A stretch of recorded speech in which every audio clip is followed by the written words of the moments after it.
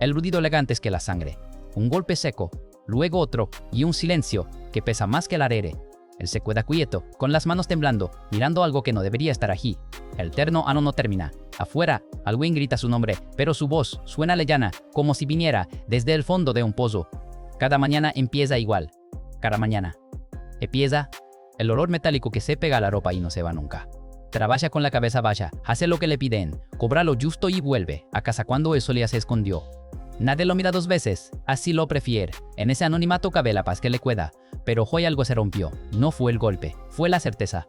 Esa sensación que le aprieta el pecho mientras camina por el pasillo largo del taller, oyendo el zumbido constante de las máquinas. Sabe que no fue un accidente. Sabe que alguien quiso que pasara. Y también sabe que si habla, no volverá a ver el amanecer desde su ventana. En casa, el silencio es distinto. No hay máquinas, no hay órdenes. Solo fotos viejas en la pared y una sílaba hacia frente a la mesa. Se lava las manos una y otra vez. El agua sale marrón primero, luego clara. No alcanza, nada alcanza. Se sienta, apoya los codos, respira hondo. Esto ya le pasó antes, será le pasó antes. En otra vida que juro dejará atrás. El teléfono vibra. Un mensaje corto, sin nombre. Una dirección que reconoce al instante. El estómago se le queda. Podría borrar el mensaje. Podría fingir que no lo vio. Mañana sería otro día igual a luz de más. Eso es lo que se repite mientras se pone la chaqueta y revisa el bolsillo interior, donde guarda algo que no usa desde hace demasiado tiempo. La nochejuela lo huya, camina despacio, contando pasos, escuchando sus propios movimientos. Cada sombra parece observarlo, cada sonido se amplifica. Cuando llega a la dirección, ve el edificio abandonado, las ventanas rotas, la puerta entreabierta. No hay nadie afuera. Eso es lo peor. Dentro, el aire está frío. Hay hojuelas recientes en el polvo. Alguien estuvo allí hace poco. Él avanza, con cuidado, recordando gestos antiguos que el cuerpo no olvidó. Piensa en el trabajo, en el hombre que cayó, en la mirada que evitó cruzarse con la suya segundos antes del golpe. Entonces escucha pasos en el piso de arriba. Se detiene, contiene la respiración. Entiende que este no es un aviso, es una prueba. Y que alguien quiere saber si el obrero silencioso sigue siendo solo eso o si todavía queda algo más esperando salir. El hombre del piso de arriba no corre, camina. Cada paso suena medido, seguro, como si supiera exactamente dónde pisar. Él se mueve también, lento, apoyando la mano en la pared decorada, sintiendo la aspereza bajo los dedos. El edificio cruel. Un golpe de viento hace vibrar una ventana rota. Por un segundo, el recuerdo del taller vuelve con fuerza. El cuerpo cayendo, el ruido seco, el silencio posterior. Cuando sube el último escalón, lo ve, no es quien esperaba. Demasiado joven, demasiado tranquilo. El chico lo observa con una leve sonrisa, como si se conocieran desde siempre. No hay sorpresa en su mirada. Eso confirma todo. Legaste, dice el chico, sin levantar la voz. No responde. Mira alrededor. Calles vacías. Un foco colgando del techo. En el centro, una mesa metálica manchada de algo oscuro. El aire huele a humedad óxido. El chico señala una silla. Él no se sienta. El mensaje empieza a tener sentido. En el taller no fue un accidente. El hombre que cayó sabía algo. Algo que no debía salir a la luz. Y ahora él está aquí porque alguien cree que todavía sirve. Que todavía puede hacer trabajos que otros no quieren ensuciarse las manos en hacer. El chico habla de números. De gente importante. De problemas que necesitan soluciones simples. Mientras habla, saca una carpeta y la deja sobre la mesa. Fotos, direcciones, nombres subrayados en rojo. Uno de ellos le quema la vista. Un apellido que no escuchaba desde la otra vida. Desde antes de prometerse no volver. No, dais al fin, una sola palabra. Firme. El chico suspira como si ya lo esperara. Se inclina y señala otra foto, esta vez distinta. Una imagen tomada desde lejos, una mujer entrando a su edificio. Alguien a quien él protege sin saberlo. El pulso le golpea en las sienes. La habitación parece encogerse. Sale del lugar sin despedirse. La lluvia ya cae fuerte. Camina rápido, con el corazón acelerado, repasando cada opción. Denunciar no es una, huir tampoco. En casa, abre una caja escondida bajo el piso. Dentro, objetos envueltos en tela. Herramientas de otro tipo, las toma con cuidado, como si despertara algo dormido. Sabe que aceptar significa cruzar una línea, pero rechazaría no es posible. Afuera, un auto pasa despacio y se detiene unos segundos frente a su puerta. Las luces se apagan, alguien espera. No duerme. El techo parece más bajo, el reloj más ruidoso. Cada vez que cierra los ojos, la foto vuelve. La mujer entrando al edificio, la sombra detrás de ella, la distancia justa para no ser vista. Al amanecer, toma una decisión que no quiere nombrar. Se viste para el trabajo como siempre. El mismo café, las mismas manos manchadas de grasa. La rutina sirve para esconder el temblor. En el taller, todos evitan el sector donde ocurrió el golpe. Nadie pregunta. Nadie menciona al hombre que ya no volvió. Él escucha fragmentos. Un supervisor nervioso. Un encargado que baja la voz. Algo se mueve por debajo como un animal atrapado. Durante el descanso encuentra una marca nueva en su casillero. Un símbolo pequeño apenas rayado. Lo gola con el pulgar. No alcanza. Esa tarde sigue una de las direcciones de la carpeta. No entra. Observa desde el alto motor apagado. Un edificio común. Luces encendidas. Gente normal entrando y saliendo. Espera. Cuenta pasos. Anota horarios en un papel doblado. La paciencia vuelve como un reflejo antiguo. Cuando se va, siente que alguien lo observa desde una ventana del segundo piso. No mira atrás. Intenta otra vía. Un viejo contacto. Un nombre que no decía desde hace años. El bar está más vacío que antes. El hombre detrás de la barra lo reconoce tarde, con desconfianza. Hablan poco, frases cortas, silencios largos. No have words gratis. Hay advertencias. Le dicen que la gente que manda ahora no perdonar eres, que ya preguntaron por él, que el talar fue solo el principio. La presión aprieta. En casa revisa las herramientas de la calle, las limpia, las ordena. El metal brilla bajo la luz amarilla. Cada objeto trae un recuerdo que prefería no tocar. Respira hondo. Esto no es lo mismo. Se dice, no es personal. Pero la voz no convence. Sale de noche. Camina sin rumbo, solo para despejar la cabeza. 2 cuadras después, el hato negro aparece de nuevo. Esta vez no se esconde. Vaya el chico. Habla rápido. Ofrece protección, tiempo, una salida limpia si coopera. Él escucha, pero mira las manos del chico. No tiemblan. Eso lo decide. No trabajo para ustedes, dice. El chico sonríe, como quien anota algo mentalmente. Antes de irse, veía una frase flotando. Mañana, a cierta hora. Un lugar que él conoce demasiado bien. Cuando vuelve, el teléfono suena. Número oculto. Atiende. No hay voz. Solo un sonido breve, metálico. Un golpe seco. El mismo de aquel día. Corta. Entiende que ya no hay margen. Mañana tendrá que elegir cómo cruzar la línea y qué parte decida arreglar del otro lado. Llega temprano. Demasiado. El lugar está casi vacío. Como si la ciudad misma evitara pasar por allí. El galpón viejo se levanta al fondo, con las puertas abiertas y un eco que devuelve cualquier sonido. Entra sin apuro. Cada paso resuena. El cuerpo recuerda cómo moverse cuando la cabeza quiere huir. Adentro lo esperan 2 hombres, no el chico. Estos son distintos, más grandes, más cansados. Uno apoya una carpeta sobre una mesa, la abre sin mirarlo. Esta vez no hay fotos, que hay papeles, contratos falsos, registros del taller. El nombre del hombre muerto aparece varias veces, conectado a transferencias, a desvíos, a algo mucho más grande de lo que le dieron. Allí entiende la verdad que nadie le explicó. El accidente fue un mensaje para otros. Él solo fue el testigo incómodo. No lo eligieron por su pasado. Lo eligieron porque estaba cerca, porque era prescindible. La rabia subelenta, pesada pero clara. Hablan de un trabajo. Uno solo. Rápido. Sin ruido. Después, dicen, todo se cierra. Él escucha, pero ya no negocia. Pregunta algo distinto. Pregunta quién dio la orden en el taller. Los hombres se miran. Dudan. Ese segundo de duda vale más que cualquier respuesta. Sale del galpón con la carpeta bajo el brazo. Nadie lo detiene. Afuera, el sol empieza a subir.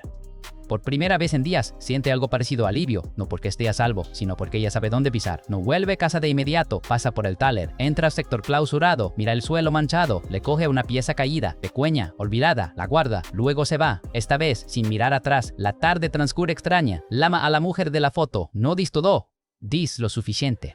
Le pide que se vaya unos días. Que no pregunte. Él acepta, aunque la voz le tiembla. Eso duele más que cualquier amenaza. A la noche que abre la carpeta con calma, lee nombres, une puntos. Hay un patrón que no vio antes. El trabajo que le pidieron es una distracción. El verdadero problema está más arriba, mucho más. Cierra la carpeta, apaga la luz. Se queda a oscuras, respirando lento, por primera vez, no reacciona. Decide. Mañana no va a cumplir un encargo. Mañana va a cambiar las reglas. Y el buen, muy pronto, va a notar que el obrero, silencioso, ya no está jugando el papel que le asignaron. El primer movimiento no es violento, es invisible, cambia horarios, altera rutas, de ya que lo sigan cuando quiere y desaparece cuando no. El hato negro aparece 2 veces esa noche, la tercera ya no.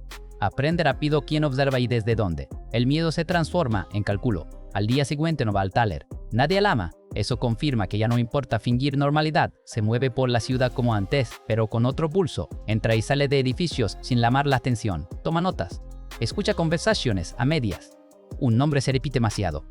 Una oficina en el centro. Vidrio oscuro. Seguridad privada. Allí apunta todo. Al caer la tarde, alguien comete el error de acercarse demasiado. 2 hombres lo esperan al doblar una esquina. No hablan. Él tampoco. El primer golpe le torpe. El segundo no. El cuerpo responde solo. Breve. Seco. Cuando termina, uno corre. El otro queda en el suelo, respirando mal. No lo toca más, se va. El mensaje ya está dado. La noche trae consecuencias. La malas perdas, mensajes sin texto. La presión sube. En casa, guarda lo esencial en una mochila. Pocas cosas. Ninguna foto. Déjala la ve donde siempre. Si no vuelve, alguien entenderá. Se acerca a la oficina la noche que no entra. Observa. Cambia de lugar. Espera.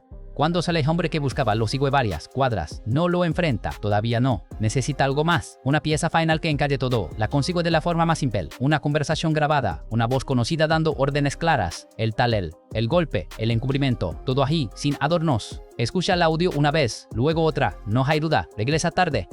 Se sienta en el suelo, apoyado contra la pared. El cuerpo duele. La mente no para. Sabe que ya no ha vuelta atrás.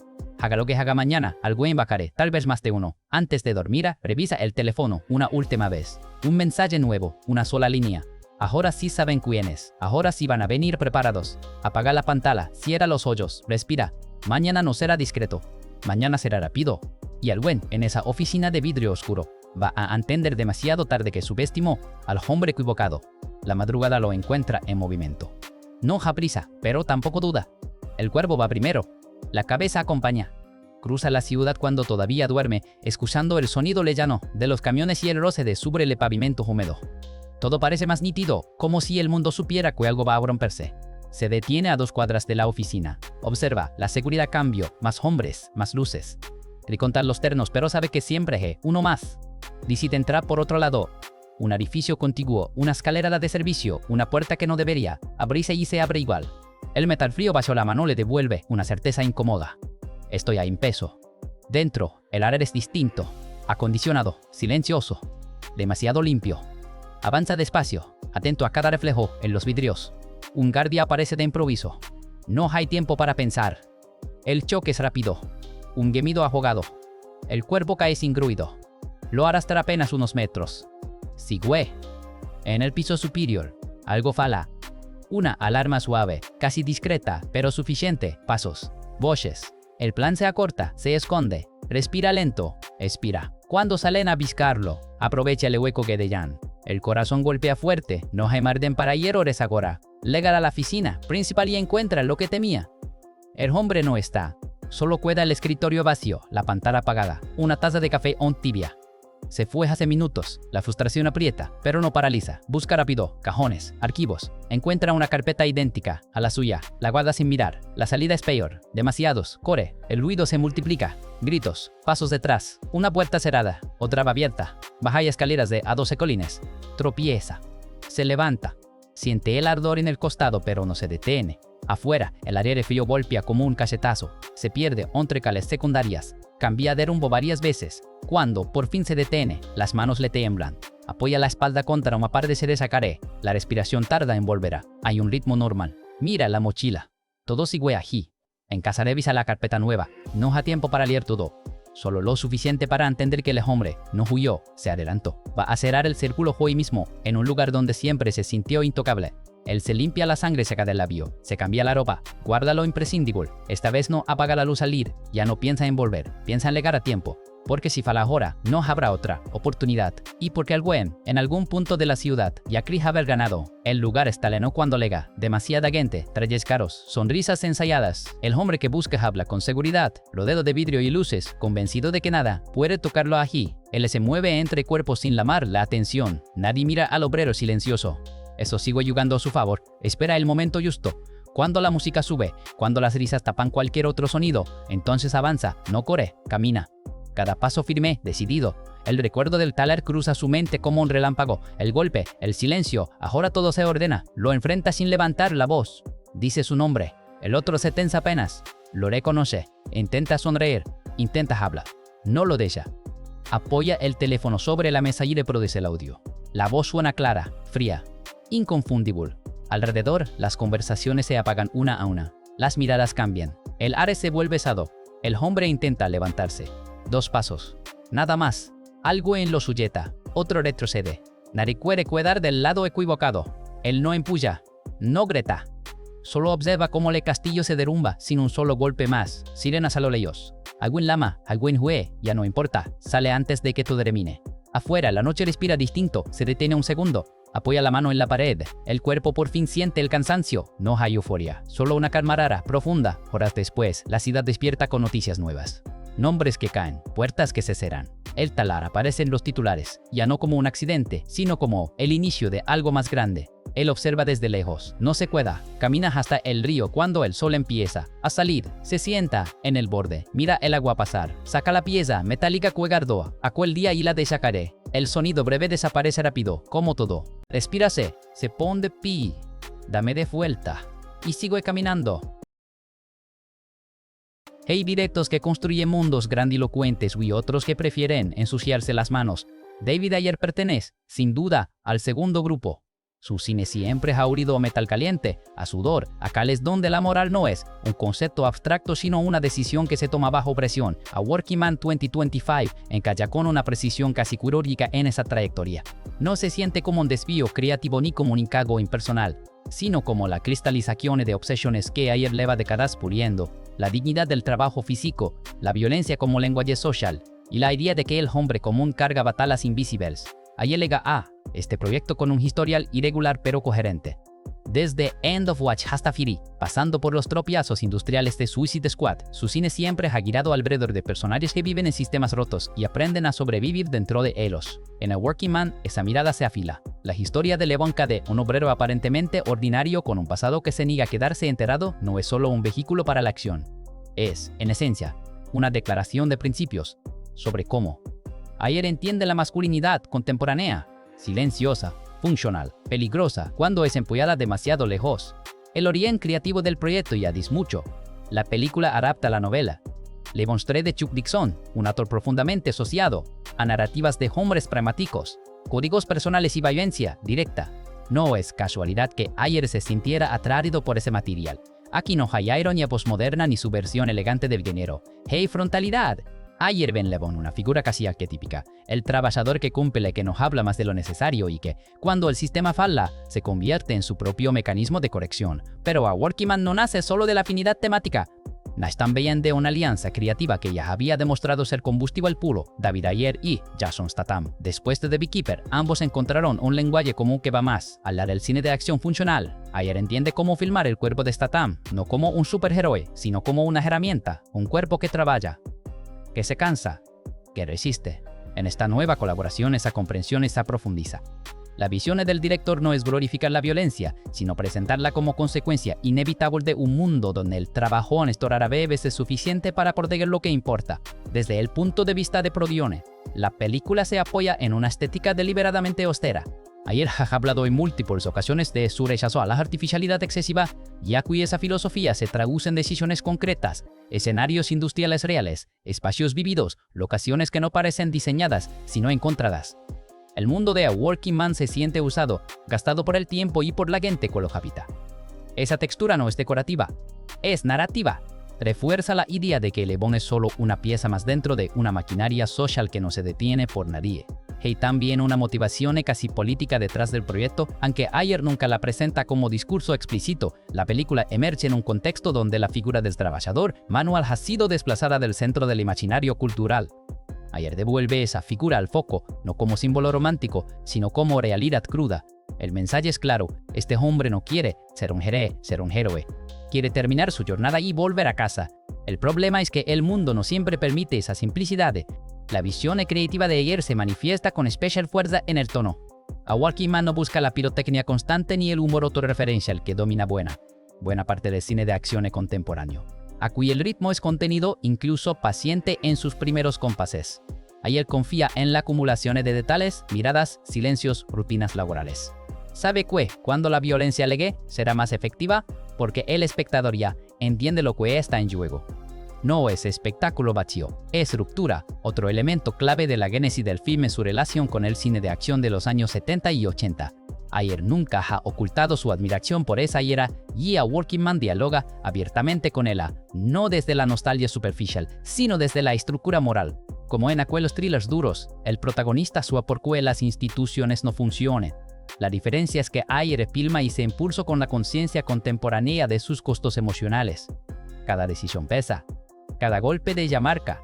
La colaboración con el estudio también es reveladora. Esa decisión tiene un efecto inmediato y la película nunca se siente como una constelación de egos, se siente como un entorno, como un espacio habitado por personas que ya existían antes de que la historia empezara. Un punto clave fue la construcción de las relaciones laborales dentro del filme. Los compañeros de trabajo de Le Bon no están allí solo para exponer información o funcionar como contraste moral. Son parte de su identidad. Por eso, el casting buscó química silenciosa. No grandes escenas compartidas, sino pequeños gestos, miradas de entendimiento, bromas mínimas, respeto ganado. Ese tipo de interacciones no se improvisa fácilmente. Los actores seleccionados para estos roles transmiten una frialdad administrativa. Hablan como si estuvieran resolviendo problemas logísticos, no destruyendo vidas. Esa banalidad del mal hace que el conflicto se sienta más inquietante, más real. También Hua Lele, decisiones en el casting femenino, especialmente en personajes que podrían haber caído en clichés de género. Aquí no hay figuras decorativas ni motivaciones simplistas. Las mujeres del filme, aunque no ocupen siempre centro del encuadre, están escritas y elegidas con intenciones. El casting privilegió miradas fuertes, presencias firmes, actores capaces de sostener escenas, sin subrayados emocionales. Esa contención refuerza el tono general de la película. Un aspecto menos visible pero crucial fue la preparación previa a la rodaje. Ayer es conocido por involucrar a sus actores en procesos de inmersión. En este caso, parte del reparto pasó tiempo en entornos laborales reales similares a los que muestra la película. No como método extremo, sino como observación, cómo se mueven esos cuerpos, cómo se comunican, cómo el cansancio modifica la postura. Esa información corporal luego se filtra en las actuaciones, incluso en escenas aparentemente simples. La disponibilidad y el compromiso también jugaron un papel decisivo. A Working Man no es una producción que se adapte fácilmente. Además de fragmentadas, requería continuidad, presencia física sostenida, disposición para rodar en locaciones exigentes. Algunos nombres quedaron fuera no por falta de talento, sino por incompatibilidad práctica. El casting, en ese sentido, fue también una decisión logística. Elegir actores que pudieran estar allí, de verdad, todo el tiempo. La elección de Statham como Edge permitió algo más y unificar el tono interpretativo. Su estilo directo, sin adornos, marca el ritmo emocional del film. El resto del reparto se alinea con esa frecuencia. Nadie sobreactúa, nadie busca el momento Oscar. Todo se construye desde la funcionalidad. Ese equilibrio no es casual. Es el resultado de un casting que entendió que el mayor riesgo de esta historia era volverse que si alguien rompía el código. Hay un último detalle revelador.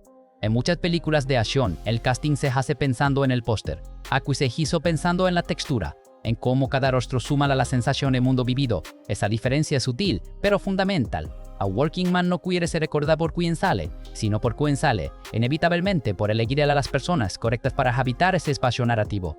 Con el reparto ya definido, la película tenía su materia prima humana, los cuerpos, las voces, las miradas. Pero el verdadero desafío empezaba allí, transformar esas elecciones en interpretaciones que sostuvieran el peso emocional del relato, porque elegir bien es solo el primer paso.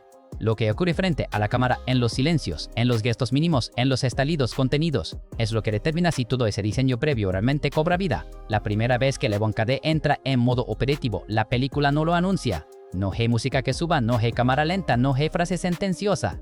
Hay un gesto, una pausa apenas perceptible, un cambio en la forma de pararse, y en ese instante, Jason Statham deja de ser el protagonista y se convierte en un mecanismo que acaba de activarse. Ese momento resume porque su trabajo aquí funciona también. Todo está en lo físico, en lo contenido, en lo que no se explica. Statham entiende algo esencial del personaje desde el principio. Le Bon no es un hombre que añore la violencia. Es un cuerpo que ha decidido ser pequeño para no llamar la atención. La preparación física del actor es evidente, pero no se exhibe. Statham ha interpretado combatientes asesinos agentes de élite durante años. Aquí, esa capacidad está ahí escondida bajo, capaz de rutina laboral. Cuando carga materiales, lo hace con la eficiencia de alguien que sabe exactamente cuánto puede levantar y sin lesionarse. Cuando sobra espacio, sus ojos escanean sin dramatismo.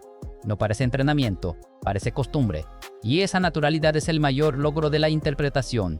Uno de los aspectos más interesantes del trabajo de Statham es cómo maneja el silencio. Le Bon habla poco, pero nunca está vacío. En escenas donde otros actores se llenarían el espacio con microexpresiones exageradas, él opta por la neutralidad, cara quieta. Mírala firme, pero si observas con atención, hay pequeñas grietas, un parpadeo más lento de lo normal, una mandíbula que se tensa. Son señales de un conflicto interno que el personaje se niega a verbalizar y el actor confía en que el espectador las capte. Cuando la violencia finalmente entra en escena, el contraste es brutal. Statham no interpreta, la eficacia la ejecuta. Cada movimiento es directo, sin adornos, sin coreografía ornamental. No hay placer estético en los golpes. Hay funcionalidad, resolver el problema, seguir adelante. Ese enfoque convierte las secuencias de acción en extensiones del carácter, no en números aparte. Ves a Levon trabajar, solo que ahora el trabajo es otro. Hay una escena particularmente reveladora, breve, casi invisible, donde Levon debe decidir si cruzar una línea que había prometido no volver a cruzar. Statham no cambia el tono, no hay explosión emocional. Solo un suspiro casi imperceptible antes de actuar. Ese suspiro pesa más que cualquier monólogo. Allí está todo: cansancio, resignación, determinación. El actor entiende que Levon no se transforma, se rinde ante la realidad. Comparado con otros roles icónicos de Statham, este es probablemente uno de los más desnudos. No hay humor sarcástico como en The Transporter. No hay exceso estilizado como en Crank. Incluso frente a The Beekeeper, aquí hay menos mitología y más desgaste. Este Levon se siente mayor, no necesariamente por edad, sino por experiencia acumulada. Cada decisión parece venir acompañada de memoria, de consecuencias previas. La química con el resto del reparto también merece tensión. Statham no domina las escenas a través de volumen o carisma extrovertido, sino por gravedad. Cuando entra en un espacio, los demás actores ajustan su energía. Vaya en la voz, miran palabras. Esa dinámica no se impone, se construye. Y habla tanto del control del actor como de su comprensión y del tono general de la película. En las escenas más íntimas, lejos de la acción, Statham sorprende por su contención emocional. Levon no es un hombre incapaz de sentir, sino alguien que ha aprendido que sentir demasiado puede ser peligroso. El actor transmite eso sin subrayarlo. Hay afecto, pero medido. Hay culpa, pero enterada. Hay deseo de normalidad, pero constantemente frustrado. Todo eso vive en capas, no en explosiones. Es fácil subestimar este tipo de actuación porque no busca lucirse, pero aquí está el disco real. Interpretar a un hombre silencioso sin volverlo, plano requiere decisión extrema. Un gesto de más y se vuelve melodrama. Un gesto de menos y se vuelve vacío. Statham camina esa línea con seguridad, sabe exactamente cuándo dejar que algo se filtre y cuándo cerrarse por completo. También resulta clave cómo maneja la relación entre pasado y presente. El guión nunca verbaliza del hecho de quién fue Levon antes, y el actor respeta esa decisión, no insinúa con clichés. No hay miradas nostálgicas al vacío ni tics de veterano traumatizado. El pasado existe como competencia, como reflejo automático. Cuando Levon reacciona más rápido de lo que la situación exigiría, ahí está la historia previa. Integrada. Orgánica. En términos de arco, el trabajo de Statham es sutil pero claro. Al inicio, Levon intenta desaparecer dentro de la rutina. Al final acepta que eso ya no es posible, pero esa aceptación no viene con alivio, viene con peso. La última versión del personaje no es más libre, es más consciente, y el actor comunica ese cambio con mínimos ajustes, postura más firme, mirada más directa, pero también una tristeza más visible. No hay victoria limpia aquí.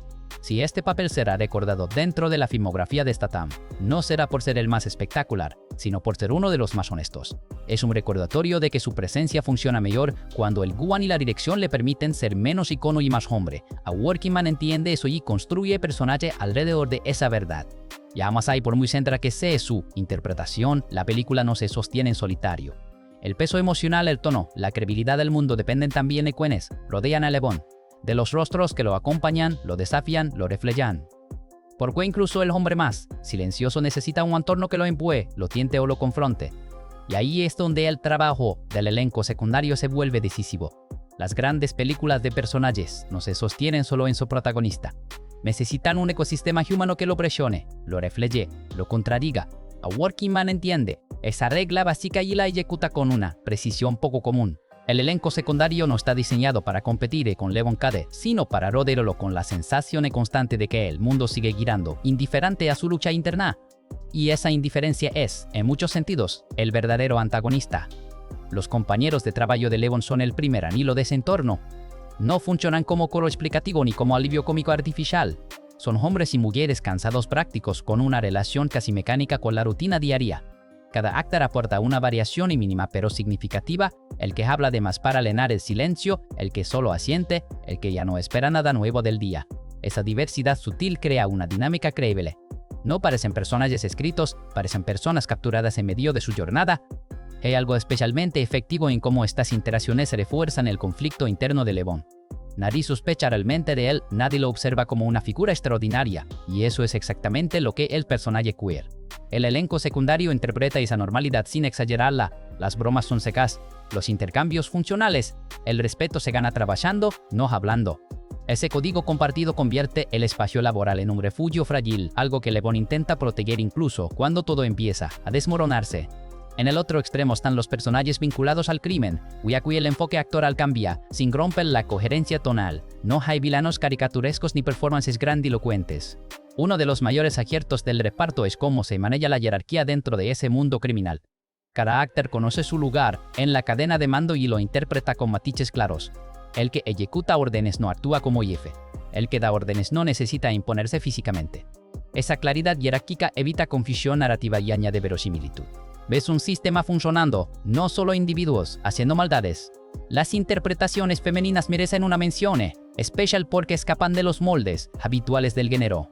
No están aquí para suavizar al protagonista, ni para servir como motivación simplista. Sus personajes tienen agencia, límites y criterios propios. Las actrices interpretan esa firmeza sin convertirla en rigidez. Hay calidez cuando corresponde, pero también distancia cuando es necesaria. Esa complejidad añade capas emocionales al relato sin desviar el foco central. Un detalle revelador es cómo el elenco maneja el miedo. En muchas películas de acción, los personajes secundarios reaccionan a la violencia con pánico exagerado o valentía improbable. Aquí, la reacción dominante es otra: cautela, silencio, miradas que calculan riesgos. Los actores entienden que, en este mundo, sobrevivir implica saber cuándo no intervenir.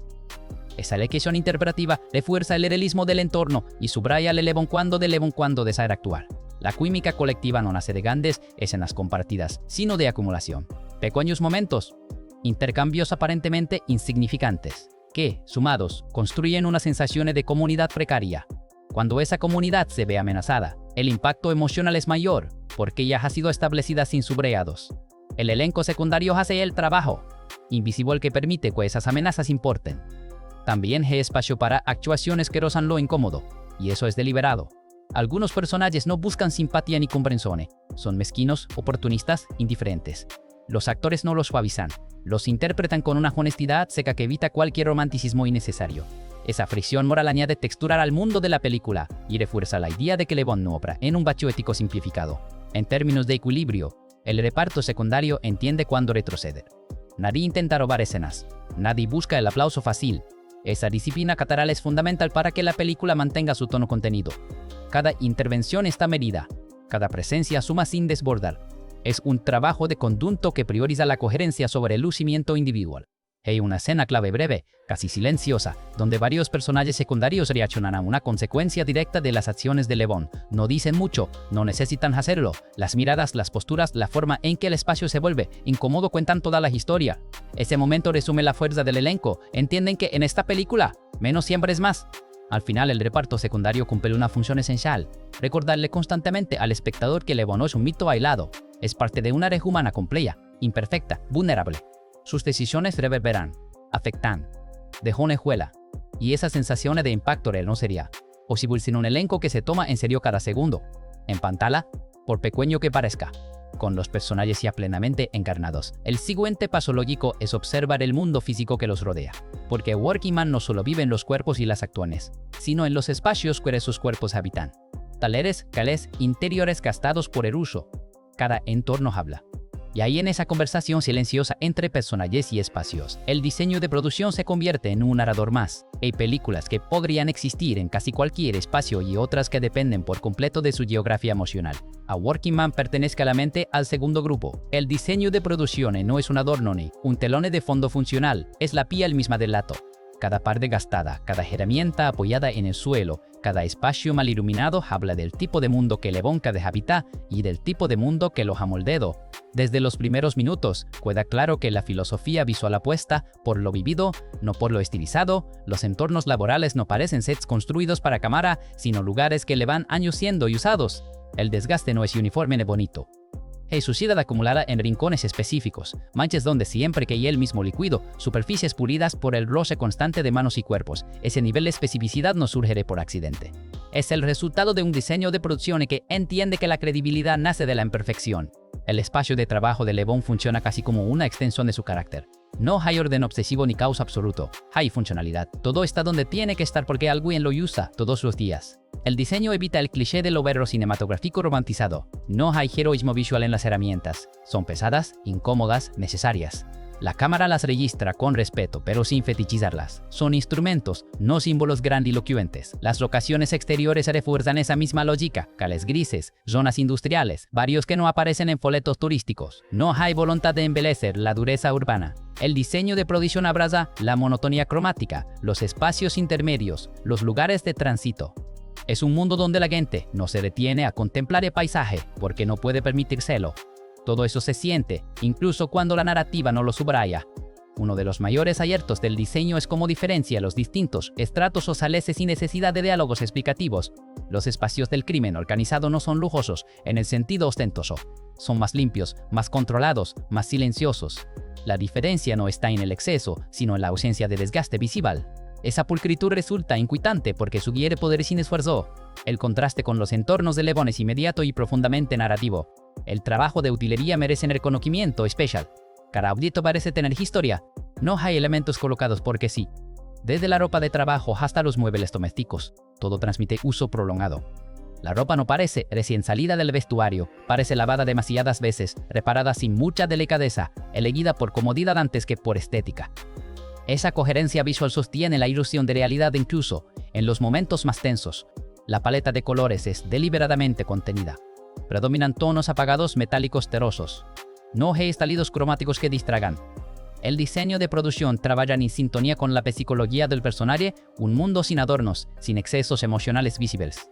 Cuando aparece un color más saturado, destaca precisamente porque rompe esa monotonía. Y casi siempre lo hace en momentos de peligro o desequilibrio. Los interiores domésticos también juegan un papel clave. La casa de Levon no busca transmitir confort cinematográfico. Es funcional, algo austera, claramente pensada para alguien que pasa poco tiempo aquí. El diseño sugiere una vida en paz, objetos mínimos, espacios no personalizados en exceso. Es un lugar donde se duerme, se come, se descansa lo justo. No un refugio emocional completo. Esa frialdad doméstica refuerza la soledad del personaje sin necesidad de subrayados narrativos. Es un detalle particularmente revelador. Muchos espacios están diseñados para sentirse ligeramente estrechos. Tecos vallos, pasillos angostos, habitaciones que no permiten demasiada distancia entre cuerpos. Esa elección no es casual. Visualmente, genera una sensación constante de presión. Psicológicamente, refuerza la idea de que Levon vive en un mundo que lo encierra, que no le ofrece esa escapatoria fácil. El diseño de producción trabaja así como una metáfora silenciosa del conflicto interno. La coherencia entre escenarios es notable. No hay ruptura estética entre una locación y otra. En lugar de imponer molde prefabricado, el respaldo parece haber permitido a Ayer mantener su identidad autoral dentro de un proyecto comercial. Eso se percibe en la negativa a suavizar aristas. Levon no es carismático en el sentido clásico. No busca agradar, y esa incomodidad forma parte de visión. Ayer no quiere que el público quiera ser este hombre. Quiere que lo entienda, que reconozca las condiciones que lo impulsan a convertirse en algo que prefería no ser. Hay, además, un componente personal en la forma en que Ayer se aproxima al material. A lo largo de su carrera, ha mostrado fascinación por personajes que encuentran sentido en el trabajo bien hecho, incluso cuando ese trabajo es violento. En A Working Man, esa idea se resignifica. El oficio de Levon no es matar, es construir, reparar, cargar peso. La violencia surge como una extensión forzada de esa ética laboral. Si algo está roto y nadie lo arregla, él lo hará, cueste lo que cueste. Esa es, en última instancia, la columna vertebral de la visión del director. A Working Man no pretende de engañero, pero sí depurarlo hasta su esencia. Un hombre, un código, un entorno hostil, y firma esa ecuación con la convicción de alguien que cree profundamente en ella. Y esa convicción se siente en cada decisión creativa, desde el tono hasta la puesta en escena. Todo esto establece un terreno sólido. Ya sabemos quién está detrás de la cámara, que lo mueve y por qué esta historia tenía que ser contada por él. Pero una visión, por poderosa que sea, necesita estructura para sostenerse. Y esa estructura empieza en la página, en las decisiones narrativas que convierten una idea en un relato funcional y contundente. Aquí es donde la película empieza a revelar su verdadero andamiaje. La historia de A Working Man no se construyó para sorprender con giros rebuscados ni para subvertir expectativas de manera caprichosa. Su fuerza viene de otro lugar, de una arquitectura narrativa sólida, directa, casi artesanal. El guión entiende algo fundamental desde la primera página. Esta es una historia que avanza por acumulación de presión, no por fuegos artificiales. Y ahí esa decisión, lejos de limitarla, le da una identidad muy clara dentro del cine de acción contemporáneo. El punto de partida literario, Le Bon Strait de Chuck Dixon, ya planteaba un arquetipo reconocible. Un hombre tirado de una vida violenta que intenta existir en la normalidad, hasta que esa normalidad es violentada, lo que el guión cinematográfico hace. Y aquí está la clave, es depurario. Se eliminan sus tramas accesorias, se compacta la motivación y se reorienta el foco hacia una sola pregunta narrativa. ¿Qué pasa cuando un hombre que solo quiere trabajar se ve obligado a recordar en qué era realmente bueno? La adaptación entiende que el público no necesita explicaciones exhaustivas sobre el pasado de Le Bon Care. El guión juega con la misión consciente. Sabemos que hubo operaciones, entrenamiento, sangre. No sabemos todos los detalles. Y eso no es pereza narrativa, es inteligencia. Al no verbalizarlo todo, el libreto permite que el pasado de Le Bon se manifieste en acciones, en reflejos automáticos, en decisiones que parecen demasiado precisas para un simple obrero. El espectador completa los huecos, participa. Estructuralmente, el guión se apoya en un diseño clásico de 3 actos, pero con un ritmo particular. El primer acto se toma su tiempo para establecer la rutina. Trabajo físico, relaciones mínimas, silencios largos. Aquí no hay prisa por llegar a la violencia. Al contrario, el guión insiste en mostrar cuánto le cuesta a Le Bon mantenerse al margen. Cada escena cotidiana no es teleno, es inversión emocional. Cuando el conflicto irrumpe, ya entendemos exactamente lo que está en riesgo. El segundo acto es donde el guión demuestra mayor disciplina. En lugar de escalar inmediatamente hacia enfrentamientos mayores, opta por una progresión casi burocrática del conflicto. ¿Le Bon investiga? Pregunta. Observa. La narrativa adopta la lógica del trabajo bien hecho, paso 1, luego paso 2. Esa metodología narrativa convierte la acción en consecuencia, no en objetivo. Cada escena violenta ocurre porque el guión ha demostrado que no había otra salida viable dentro del código moral del protagonista. Hay un detalle especialmente revelador en la escritura de los diálogos. Son secos. Funciona la cega. Nadie habla más de lo necesario. Le Bon, en particular, rara vez explica lo que siente. El guión confía en que el espectador entenderá su mundo interior a través de lo que hace y, sobre todo, de lo que decide no hacer. Esta economía verbal refuerza la idea central del personaje. Es un hombre definido por la acción, no por el discurso. Cuando habla, es porque ya ha tomado una decisión. También resulta interesante cómo el guión maneja la figura del antagonista. No se construye como un villano operativo ni como un ingenio criminal. Es parte de una red, un engranaje más. Esa lección narrativa desplaza el conflicto del plano personal al sistémico. Le Bon no lucha contra un malo, lucha contra una estructura que se aprovecha de la vulnerabilidad ajena. El guión, así, evita el cliché del enfrentamiento individualista y sitúa la violencia dentro de un contexto más amplio, casi industrial. La escritura también se beneficia de una clara comprensión del tono. No hay intentos de alivio cómico forzado, no hay subrayados emocionales innecesarios. El guión sabe que esta historia funciona mejor cuando se mantiene contenida, incluso fría. Esa frialdad no elimina la emoción, la concentra. Cada pequeño gesto, una pausa antes de responder o una mirada que se sostiene un segundo más, adquiere peso porque el texto no lo diluye con explicaciones redundantes. En cuanto a las revisiones del guion, todo indica un proceso de simplificación progresiva. Las versiones iniciales, más cercanas a la novela, exploraban con mayor detalle el pasado de Le Bon y su entorno previo. La versión final entiende que menos es más. Al reducir la exposición y centrar la narrativa en el presente inmediato, la película gana urgencia. El pasado se convierte en sombra constante, no en lección de historia. Hay una lección narrativa particularmente efectiva. El guion plantea el regreso de Le Bon a la violencia como un despertar heroico. No hay discurso inspirador ni momento de aceptación épica. Hay resignación. Una sensación esto otra vez. Ese matiz cambia por completo la lectura del personaje. No es alguien que descubre su verdadero yo, sino alguien que se ve obligado a usar una parte de sí mismo que prefería mantener enterrada. El güello insiste en esa incomodidad moral, y allí encuentra su densidad dramática. La progresión inicial del tercer acto está construida con una lógica implacable. Cada decisión reduce las opciones, cada escena cierra puertas. Cuando la confrontación final llega, no se siente como clímax artificial, sino como punto de no retorno. El guion ha hecho el trabajo previo. No hay escapatoria narrativa, y el espectador lo percibe con claridad. Esa inevitabilidad es una de las grandes virtudes del texto. Incluso, el cierre evita la tentación del cierre complaciente. El guion entiende que ciertas acciones no se deshaquen, que ciertos caminos, una vez recorridos, dejan marcas permanentes. Sin entrar en detalles, el final respeta la coherencia interna del personaje y del mundo que habita. No promete redención en fácil ni regreso idílico a la normalidad. Ofrece en cambio una sensación más honesta, la de un hombre que ha hecho lo que consideraba necesario y ahora debe cargar con ello.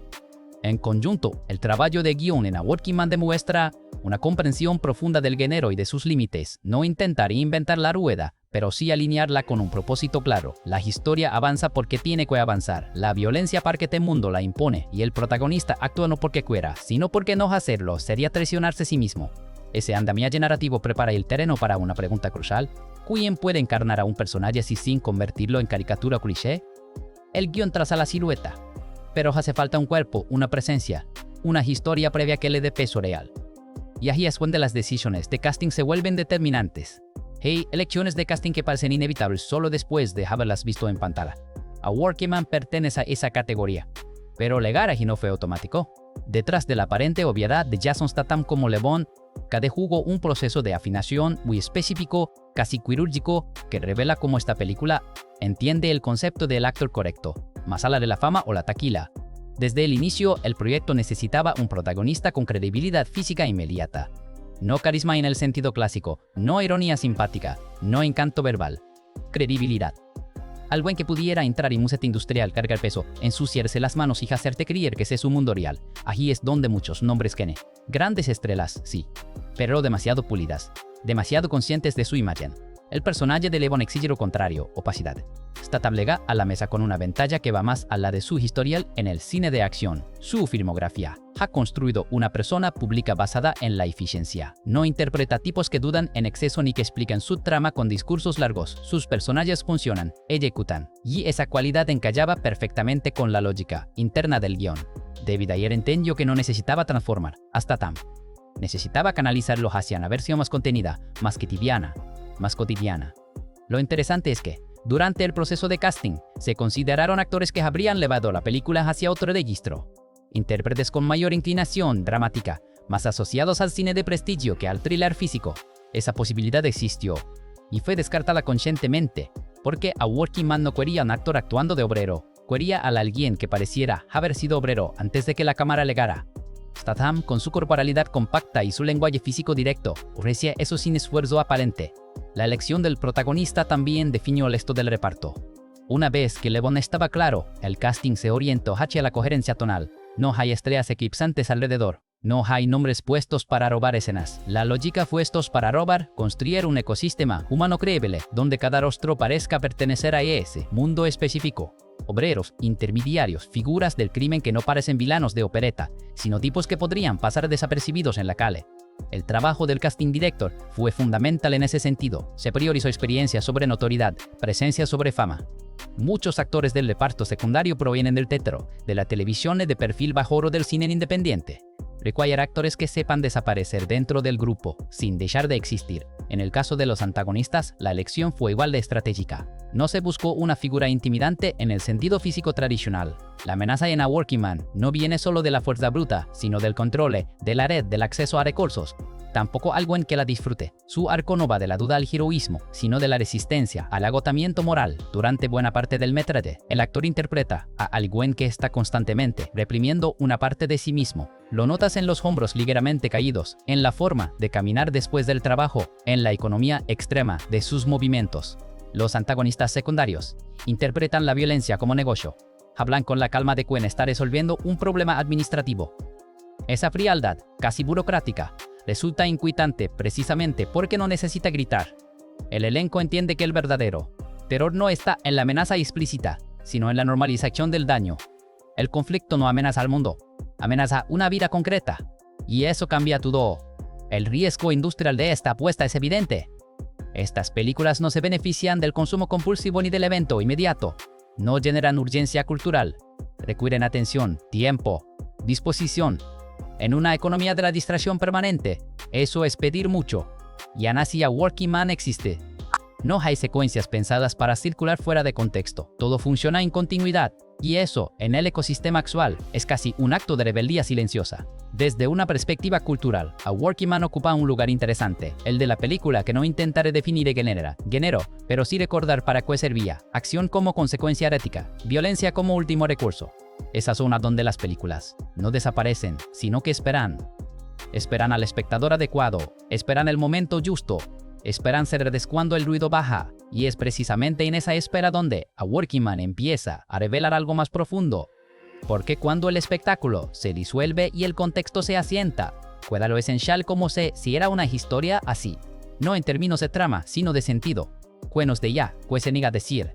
Qué incomodidad persiste después del último plano. Aquí es donde la película se vuelve más interesante todavía. El final de A Working Man no cierra una historia. La suspende en un estado. Y esa diferencia es crucial. Porque mientras muchas películas confunden resolución con alivio, aquí ocurre lo contrario. Cuanto más claro queda lo que ha pasado, menos cómodo resulta lo que queda. La última imagen más que el último evento funciona como una síntesis moral. Levon no obtiene redención. Tampoco castigo ejemplar. Obtiene continuidad. Sigue existiendo. Sigue funcionando. Pero ya no desde la ilusión de la normalidad, sino desde la aceptación de una verdad incómoda. No todos los regresos son posibles. Una lectura superficial del final podría interpretarlo como un triunfo silencioso. El problema inmediato se resolvió, la amenaza fue contenida. El orden en apariencia se restablece. Pero esa lectura ignora lo más importante, el precio. La película ha sido muy cuidadosa en mostrar que cada paso hacia adelante elimina una posibilidad de regreso. El Levon que intenta desaparecer en la rutina laboral ya no puede existir de la misma manera. No porque haya cambiado el mundo, sino porque él cambió. Lo interesante es que la película se niega a verbalizar esa transformación. No hay escena de confesión. No hay promesa de ahora todo será distinto. El final opera desde la omisión, y en esa omisión de ya espacio para algo más inquietante, la repetición. La sensación de que este club podría volver a activarse bajo circunstancias similares. Ese es uno de los grandes aciertos del cierre. No convierte a Levon en excepción, no lo sitúa por encima del mundo que habita. Lo reintegra, pero en una posición más consciente, más cargada. La violencia no lo expuso del sistema, lo reafirmó dentro de él, y esa reafirmación no tiene nada de heroica. Hay una idea que atraviesa todo el último tramo de la película, la imposibilidad del borrón y cuenta nueva. El cine de acción suele ofrecer finales que limpian el tablero emocional. Aquí no. Aquí lo que queda es residuo.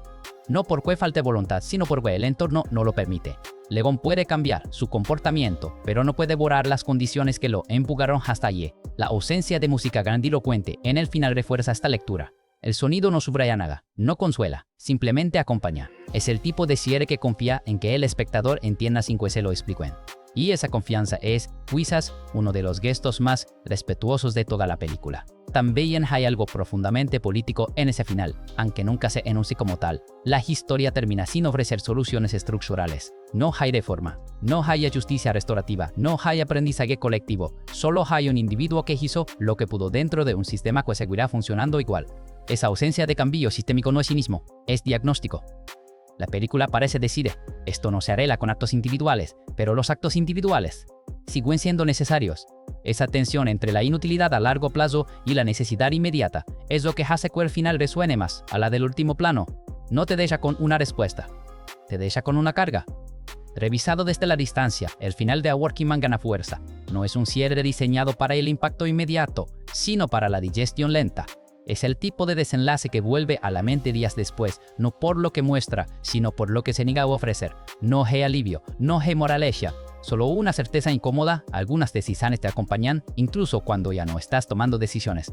Y aquí está la clave. El final no trata de lo que Levon hace, sino de lo que ella no puede dejar de ser. No un héroe, no un villano, un hombre que sabe exactamente de qué es capaz. Y que ahora tendrá que vivir con eso.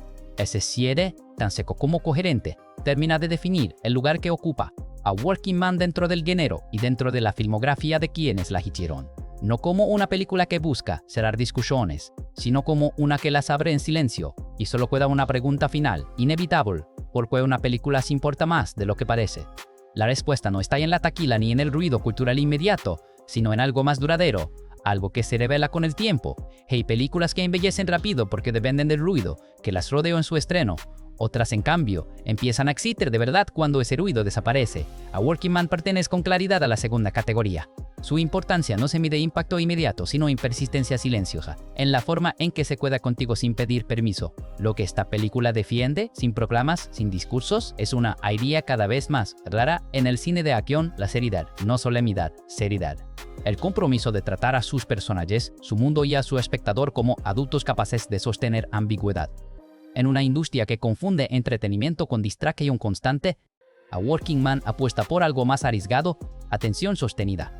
Su legado no será el de una obra que cambió el género, sino el de una que lo mantuvo honesto en un momento en que podía haberse vuelto irreconocible. Demostrará que el cine de acción todavía puede hablar de trabajo, de responsabilidad, de desgaste físico y moral, sin disfrazarse de ironía ni esconderse detrás del exceso digital. Eso, hoy, es casi un gesto contracultural.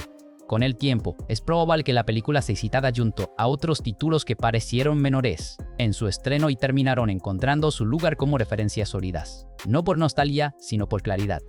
A Working Man sabe exactamente qué tipo de historia quiere contar y qué tipo de historia se niega a hacer. Esa claridad es su mayor fortaleza. Dentro de la carrera de David Ayer, esta película funciona como una depuración. No es un punto culminante ruidoso, sino un ajuste fino. Un recordatorio de que su mirada funciona mejor cuando se mantiene cerca del suelo, de los cuerpos, de las decisiones pequeñas que tienen consecuencias grandes. Aquí no hay grandilocuencia que diluya su voz, hay control. Para Jason Statham, el film representa algo igualmente valioso, credibilidad acumulada. No amplía su rango de forma espectacular, pero consolida algo más importante, la sensación de que su presencia puede sostener una película sin necesidad de mitología inflada. Levon Cade no es un personaje diseñado para franquicias ni secuelas infinitas. Es un hombre situado en un momento específico de su vida. Y eso le da peso. Quizás el mayor mérito de A Working Man sí que no intenta gustar desesperadamente. No busca validación cultural inmediata. No se adapta al algoritmo. No simplifica sus tensiones para ser más digerible. Confía en que habrá espectadores dispuestos a encontrarse con él a mitad de camino. Esa confianza es cada vez más escasa. Y por eso importa. La película también de ya una juela ética. No porque ofrezca respuestas, sino porque se niega a mentira, no presenta la violencia como solución limpia, no promete que el trabajo duro siempre será recompensado, no vende la normalidad como estado garantizado, muestra un mundo donde hacer lo correcto puede ser necesario y, aún así, insuficiente. Esa honestidad incomoda, pero también dignifica. Con el paso de los años, cuando el paisaje del cine de acción siga mutando, A Working Man probablemente será recordada como una película que resistió la tentación de convertirse en otra cosa, que eligió mantenerse pequeña, contenida, precisa. Que entendió que no todas las historias necesitan gritar para ser escuchadas. Al final su importancia no está en lo que dice explícitamente, sino en lo que permite sentir. El cansancio, el peso de las decisiones. La idea de que algunas batallas no te hacen más fuerte, solo más consciente. Esa sensación no se evapora al salir de la sala. Se queda, como una jornada larga que termina, sin aplausos, pero con la certeza de haber hecho lo que había que hacer. Eso es lo que deja a Working Man, y eso es más de lo que muchas películas mucho más ruidosas consiguen. Todo parece pertenecer al mismo universo, al mismo tejido social. Esa continuidad ayuda a que la película fluya sin sobresaltos visuales y permite que el espectador se sumerja por completo en el entorno. Nunca sientes que estás pasando a otro set, sientes que te estás moviendo dentro de la misma realidad. Incluso en las escenas de mayor intensidad, el diseño de producción evita el caos visual. Los espacios siguen siendo legibles. ¿Sabes dónde está cada cosa? Eso no solo facilita la acción, sino que mantiene la sensación de control que define al personaje. Levon se mueve mejor en espacios que entiende que ha leído rápidamente, y el diseño de producción le da esa posibilidad sin hacerlo evidente. En conjunto, el trabajo visual construye un mundo donde la violencia no parece extraordinaria, sino latente, donde los espacios no reaccionan a los eventos dramáticos, simplemente los absorben. Esa neutralidad ambiental hace que cada estallido tenga más impacto, porque ocurre en lugares que, en teoría, solo estaban allí para trabajar, vivir, pasar el día, con los espacios ya definidos, con el mundo físico plenamente establecido. La película está lista para ser observada desde otra capa fundamental. ¿Cómo se filma todo eso? Porque no basta con diseñar un mundo creíble, hay que saber mirarlo. Y ahí es donde la cinematografía entra en juego, decidiendo qué mostrar, qué ocultar, o hay desde qué distancia observar. Hay un hombre que intenta mantenerse invisible en un entorno que no se lo permite. La cámara de A Working Man no busca llamar la atención, no quiere ser admirada, quiere ser útil. Esa decisión, aparentemente modesta, define toda la estrategia cinematográfica de la película. Aquí no hay virtuosismo exhibicionista ni planos diseñados para convertirse en gifs virales. Hay una mirada que observa, que espera, que entiende cuándo acercarse y cuándo mantenerse distancia. Y esa inteligencia visual es una de las razones por las que la película se siente tan cohesionada. Desde el inicio la cinematografía establece una relación clara con el cuerpo de Levon Cade. La cámara rara vez lo idealiza, no lo engrandece artificialmente ni lo reduce icono, lo sigue. A veces desde atrás, a veces de perfil, a veces apenas un segundo tarde. Ese ligero desfase genera una sensación constante de vigilancia, como si el mundo estuviera siempre un paso por detrás de él, tratando de alcanzarlo. Es una elección sutil, pero poderosa. El uso de cámara en mano está presente, pero nunca es caótico. No busca nerviosismo gratuito. Se utiliza principalmente en escenas donde el control empieza a resquebrajarse. En el trabajo cotidiano, los encuadres tienden a ser más estables, más observacionales. Cuando la violencia irrumpe, la cámara se vuelve más cercana, más física, pero sin perder legibilidad. Sabes dónde están los cuerpos. Sabes qué está pasando. Eso no es casualidad, es disciplina técnica. La distancia focal juega un papel narrativo importante. Predominan lentes que comprimen ligeramente el espacio, acercando fondos y figuras. El efecto es casi imperceptible, pero contribuye a la sensación de claustrofobia. El mundo parece más carado de lo que realmente es. Las salidas nunca están tan lejos, pero tampoco tan cerca como uno quisiera. Esa compresión visual dialoga directamente con el estado mental del protagonista. La iluminación refuerza esa misma lógica. No hay contrastes extremos innecesarios, ni estilización excesiva. La luz parece venir de fuentes reales, lámparas industriales, fluorescentes gastados, ventanas sucias.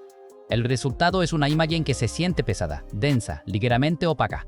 Las sombras no esconden información clave, esconden posibilidades. Todo parece un poco más difícil de leer, un poco más ambiguo, como la vida de Ron. En las escenas nocturnas, la cinematografía evita el cliché de la noir brillante. No hay reflejos glamorosos ni nenes seductores. La noche cuya es funcional, casi antipática.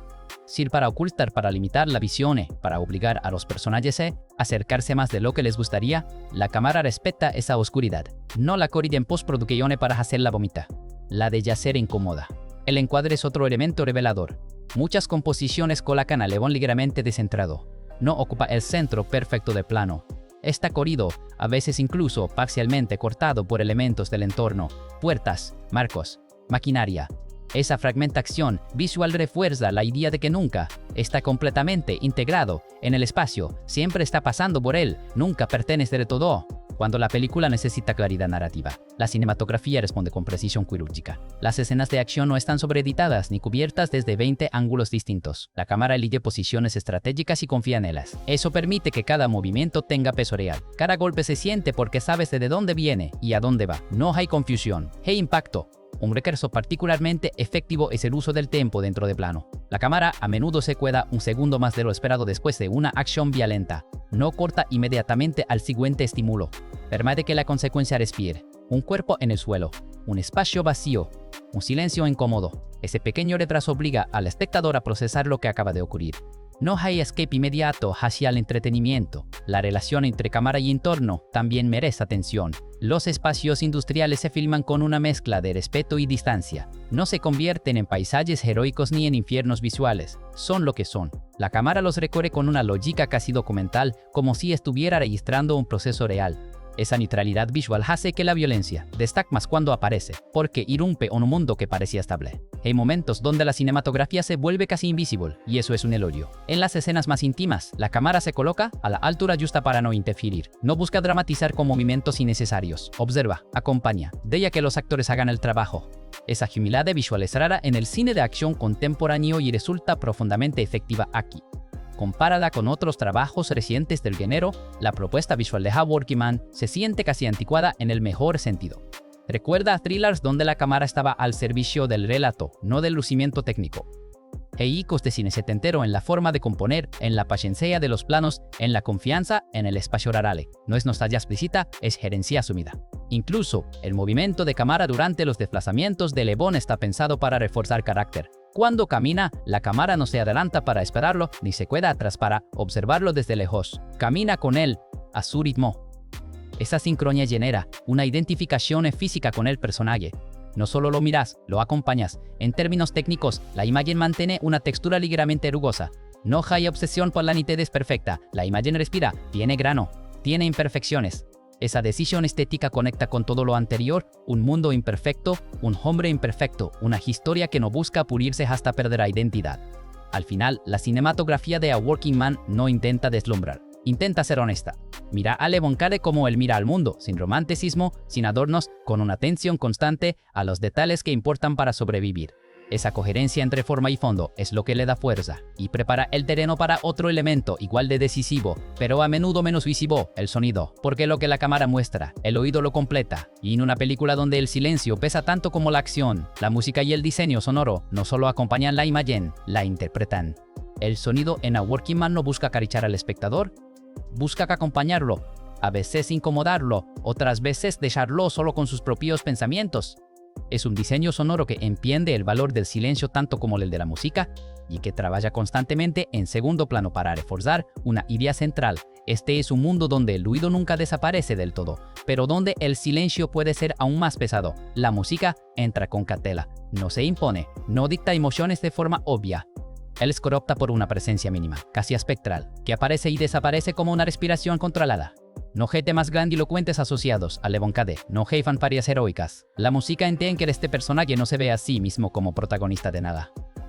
Y por eso, cuando suena lo hace como eco interno, no como proclamación externa. Las texturas sonoras del score tienden a lo grave, lo sostenido. Notas largas, pulsos lentos, a veces más sensación que melodía. Es música que no pide atención consciente, pero que modifica el estado emocional de la escena de manera constante. El efecto es acumulativo, no te das cuenta de cuánto te está tensando hasta que desaparece y el vacío se siente extraño, casi inquietante. Uno de los mayores aciertos es cómo la música respeta el ritmo interno del personaje. Cuando Levon está en control, el score se retrae o se vuelve casi imperceptible. Cuando el control empieza a resquebrajarse, aparecen capas sonoras adicionales, muy sutiles, que no anuncian el peligro, sino que lo presagian. No es una señal de alarma, es una advertencia silenciosa. El diseño sonoro ambiental es igual de importante. Los espacios laborales tienen su propia identidad acústica. El golpe metálico de herramientas, el zumbido constante de maquinaria, el eco seco de pasos sobre superficies duras. Estos sonidos no están exagerados ni estilizados. Son constantes, repetitivos, casi monótonos. Y esa monotonía refuerza la idea de desgaste diario. El trabajo no es épico, es ruidoso, es cansado. En contraste, los momentos de violencia reducen drásticamente el paisaje sonoro. No hay explosión aditiva innecesaria. Los golpes suenan secos, cortos, sin reverberación artificial. El impacto no se amplifica, se contiene.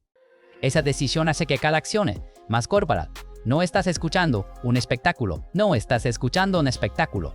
Estás escuchando cuerpos chocando en espacios cerrados. El uso del silencio es quizás el recurso más poderoso de toda la estrategia sonora. Hay escenas donde la música desaparece por completo y los sonidos ambientales se atenúan hasta casi desaparecer. Cuelan respiraciones, pequeños movimientos, el roce de la ropa. Ese vacío sonoro no es ausencia, es presión. Obliga al espectador a estar presente, a no refugiarse en la música como guía emocional. Un ejemplo especialmente efectivo ocurre justo antes de una decisión clave de Levon. El sonido se reduce lo mínimo indispensable. No hay subrayado musical que indique qué va a pasar. Solo el ambiente, ligeramente amortiguado. Ese silencio no tranquiliza, tensa. Es el sonido de alguien pensando, evaluando, aceptando una consecuencia inevitable. Cuando la canción finalmente ocurre, el retorno del sonido no libera tensión, la redirige. El equilibrio entre sonido diagrítico y no diagrítico está cuidadosamente medido. Muchas veces no es del todo claro dónde termina uno y empieza el otro. Un zumbido ambiental puede fundirse con una nota musical. Un ruido lejano puede funcionar como transición emocional. Esa ambigüedad sonora refuerza la sensación de que el mundo exterior y el mundo interior de Levon están constantemente superpuestos. La mezcla de sonido también evita el error común de sobrecargar los canales. Cada elemento tiene su espacio. No compiten entre sí. La claridad es clave, sobre todo en escenas de acción, donde demasiadas películas sacrifican comprensión por volumen. Aquí, el diseño sonoro confía en que menos impacto sonoro puede generar más impacto emocional. Incluso los diálogos se benefician de esta filosofía.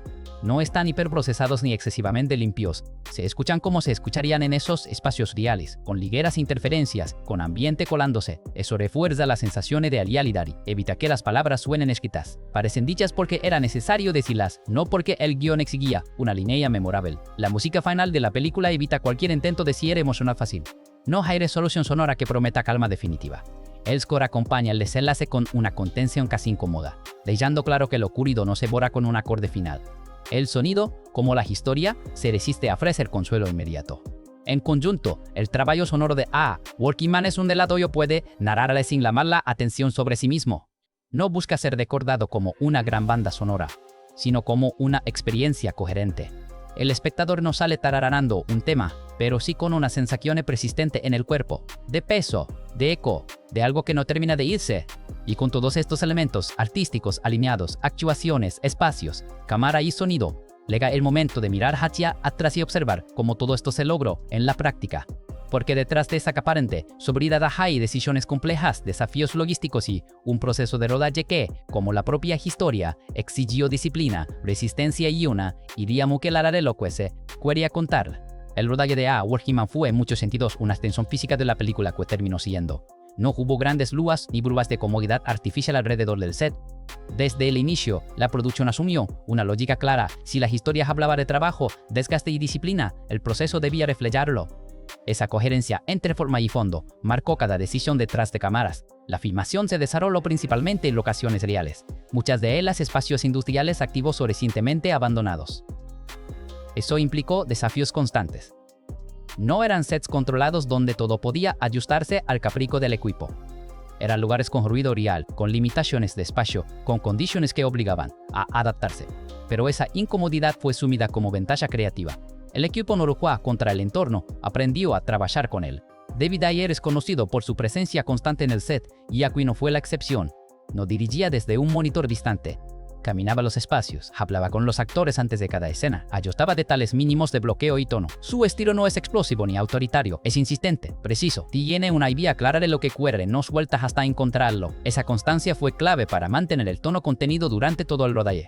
Jason Statham, por su parte, asumía el proyecto con una ética casi obsesiva. Legaba temprano, se cuidaba después. No delegaba la preparación física ni emocional del personaje. Parte de su rutina diaria incluía repetir movimientos laborales básicos, no como entrenamiento para la acción, sino para mantener el cuerpo en el estado correcto. Quería que el cansancio se sintiera real, y se siente. Hubo escenas físicamente exigentes que se rodaron sin dobles en gran parte, no por imprudencia, sino por convicción. La producción entendía que la credibilidad del film dependía de la conexión directa entre actor y acción. Cada golpe, cada caída, cada movimiento tenía que nacer del cuerpo que el espectador ya había aprendido a leer. Eso implicó pasas más largas, ajustes constantes y un ritmo de rodaje más paciente que el habitual en el género. El clima jugó su propio papel. Jornadas largas, temperaturas variables, condiciones poco amigables. En lugar de corregir esos factores en exceso, el equipo los integró. El cansancio real se filtró en las actuaciones. Las manos sucias no se limpiaban entre tomas. La ropa se iba deteriorando de forma orgánica. Ese desgaste progresivo no fue diseñado, fue visto. Uno de los mayores retos fue mantener la coherencia emocional en escenas rodadas fuera de orden. La historia de Levon es acumulativa. Cada decisión pesa sobre la siguiente. Para evitar rupturas, Ayer y Statham trabajaron con una línea emocional muy clara, casi matemática. Sabían exactamente en qué punto interno estaba el personaje en cada escena, incluso si se rodaba semanas después de otra cronológicamente anterior. Esa disciplina evitó inconsistencias y reforzó la sensación de progresión inevitable. Hubo también momentos de improvisación controlada, no en los grandes puntos narrativos, sino en gestos, silencios, reacciones mínimas. Ayer deseaba que las escenas respiraran un poco más de lo previsto cuando sentía que algo auténtico estaba ocurriendo. Muchas de esas pasas terminaron en el montaje final porque transmitían verdad. No avanzaban la trama, pero profundizaban al personaje. El equipo técnico operó con una eficiencia casi invisible. No había margen para errores grandes. Los espacios reducidos exigían coordinación precisa entre cámara, sonido y actores. Cada departamento entendía su rol dentro de un engranaje mayor. Esa armonía no surge de la nada, se construye con liderazgo claro y expectativas bien definidas. Aquí, todos sabían qué película estaban haciendo. No todo fue fluido, por supuesto, hubo días complicados, escenas que no funcionaban como se esperaba, ajustes de último momento. Pero la respuesta nunca fue emplear el conflicto ni forzar soluciones espectaculares, se optó por simplificar. Volver a lo esencial. ¿Qué necesita realmente esta escena?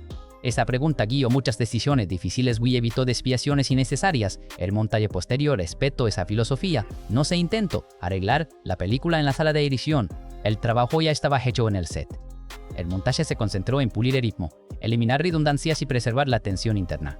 No hay escenas de relleno ni momentos insertados para complacer expectativas externas. Cada acorde responde a una lógica narrativa clara. El ambiente general del rodaje fue serio, pero no tenso. Había una sensación compartida de propósito, de estar construyendo algo coherente, sin cinismo. Esa energía se filtra en la película. Se nota cuando un equipo cree en el proyecto que está haciendo, y A Working Man transmite exactamente eso con convicción. Con la película terminada, el siguiente desafío fue enfrentar el mundo exterior, el público, la taquilla, las expectativas comerciales. Porque una cosa es hacer una película con identidad clara y otra muy distinta es lanzarla en un mercado saturado de estímulos, franquicias y fórmulas probadas. Allí, el trabajo silencioso del set te convierte en números, comparaciones y lecturas que no siempre capturan el espíritu de lo que se filmó. Cuando a Working Man llegó al circo comercial, lo hizo sin la red de seguridad de una gran franquicia ni el respaldo de una marca preexistente. Esa condición define casi todo lo que vino después. Su desempeño en taquilla no puede leerse con la misma vara que un blockbuster diseñado para dominar el fin de semana de estreno. Esta película jugaba otro juego. Y el mercado, como siempre, respondió con una mezcla de intereses, cautela y expectativas ajustadas. Desde el inicio, la estrategia de lanzamiento fue clara: posicionarla como un thriller de acción adulto, de escala media, sostenido por una estrella reconocible pero sin promesas de espectáculo masivo. No jugó campaña invasiva ni saturación publicitaria. El marketing apostó más por el boca a boca y por vender una identidad seca, directa, sin adornos, que por inflar cifras anticipadas. Eso limitó su alcance inicial, pero también protegió a la película de una lectura injusta basada en comparaciones desproporcionadas. El estreno no fue explosivo, pero sí estable. En lugar de una apertura gigantesca seguida de una caída abrupta, la película mostró un comportamiento más contenido. Las salas no se llenaron por curiosidad pasajera, sino por un público que sabía más o menos qué iba a ver. Eso se reflejó en una asistencia constante durante las primeras semanas, especialmente en mercados donde el cine de corte clásico sigue teniendo una base fiel. Uno de los factores clave fue la figura de Jason Statham. Su nombre no garantiza récords históricos, pero sí una audiencia específica y leal. A Working Man capitalizó eso sin exagerarlo. No se vendió como la nueva reinvención del género, sino como una historia sólida dentro de una tradición reconocible.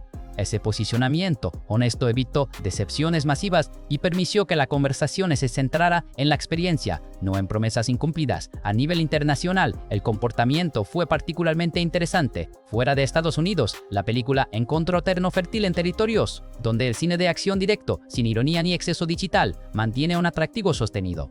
En esos mercados, el film funcionó como producto confiable, no sorprende, pero cumple. Y en la economía actual del cine, cumplir ya es un valor considerable. Hablar de rentabilidad en términos estrictos requiere cautela, porque no todas las cifras se comunican con transparencia. Pero el modelo de producción de Working Man jugó a su favor: presupuesto controlado, rodaje eficiente, ausencia de gastos desmedidos en efectos digitales. Todo eso reduce el umbral de éxito. La película no necesitaba romper récord para justificar su existencia, necesitaba recuperar inversión y demostrar que aún hay espacio para este tipo de propuestas. El rendimiento en formatos domésticos y plataformas también fue parte fundamental del panorama comercial. Este tipo de película suele encontrar una segunda vida muy clara fuera de las salas. Visionados repetidos, recomendación directa, descubrimiento tardío. A Working Man encalla perfectamente en ese patrón. No es un evento efímero, es una película que se deja encontrar. Y ahí eso, a largo plazo, suele traducirse en una rentabilidad más sostenida que espectacular. Comparada con otros títulos recientes del género, su desempeño puede parecer modesto, pero esa comparación suele ignorar el contexto. Muchas de esas películas cargan con presupuestos inflados y expectativas irreales. A Working Man juega en otra liga. Su impacto no se mide solo en números brutos, sino en eficiencia, en relación costo-beneficio, en coherencia entre ambición y resultado. También es importante observar qué tipo de conversación generó su paso por taquilla. No fue tema de memes masivos ni de polémicas virales, fue, más bien, una película recomendada en voz baja. Si te gusta este tipo de cine, vale la pena. Ese tipo de reputación no dispara cifras inmediatas, pero construye longevidad. Y en una industria cada vez más volátil, la longevidad es un activo subestimado. Desde la perspectiva del estudio, A Working Man funcionó como prueba de concepto. Demostró que aún se pueden producir thrillers de acción adultos sin inflarlos artificialmente ni diluir su identidad para agradar a todos. No es poco. En un mercado dominado por universos compartidos y secuelas infinitas, una película que sabe exactamente lo que es cumple una función estratégica. En resumen, su impacto comercial no se define por titulares ruidosos, sino por solidez. No fue un fenómeno, pero tampoco un fracaso. Fue un recordatorio de que el cine de género bien hecho, con expectativas claras y costos contenidos, sigue teniendo espacio, quizás no en el centro del escaparate, pero sí en ese lugar más discreto donde las películas construyen una relación duradera con su público. Y una vez que los números dejan de moverse y las salas se vacían, queda lo más interesante: cómo se habla de la película. ¿Qué dicen los críticos? ¿Qué rescata el público? ¿Qué debate genera?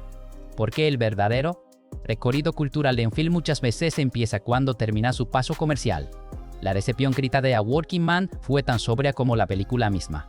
No generó unanimidades estruendosas ni divisiones incendiarias, lo que produjo fue algo más raro en el panorama actual: una conversación relativamente coherente sobre lo que la película es, lo que intenta y hasta dónde lo logra. Críticos y público no siempre coincidieron en el entusiasmo, pero sí en el diagnóstico general.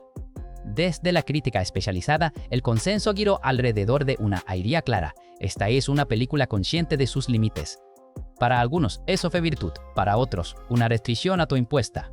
Muchos elogios apuntaron a la dirección contenida de David Asion, contenida de él, señalando que Akui parecía más enfocado que en trabajos anteriores, menos tentado por el exceso y más interesado en el detalle humano. Se habló de madurez, creativa de una vuelta, hay una escala donde su mirada funciona mejor. Jason Statham fue, previsiblemente, el punto más citado. Incluso críticas tibias respecto al conjunto reconocieron la solidez de su interpretación. No tanto por sorpresa, nadie esperaba que fuera malo, sino por el matiz. Se destacó su capacidad para sostener una película casi en silencio, sin recurrir a los tics habituales del héroe de acción. Algunos críticos señalaron que este podría ser uno de sus trabajos más contenidos y, paradójicamente, más expresivos. Las observaciones negativas se concentraron en dos frentes. El primero, la familiaridad. Para ciertos sectores de la crítica, a Working Man no arriesga lo suficiente en términos narrativos. Se le deployó seguir una estructura reconocible avanzar por caminos previsibles y no ofrecer grandes giros conceptuales. El segundo frente fue el ritmo. Algunos consideraron que la película se toma demasiado tiempo en establecer atmósfera antes de entrar en materia, especialmente para espectadores acostumbrados constantes.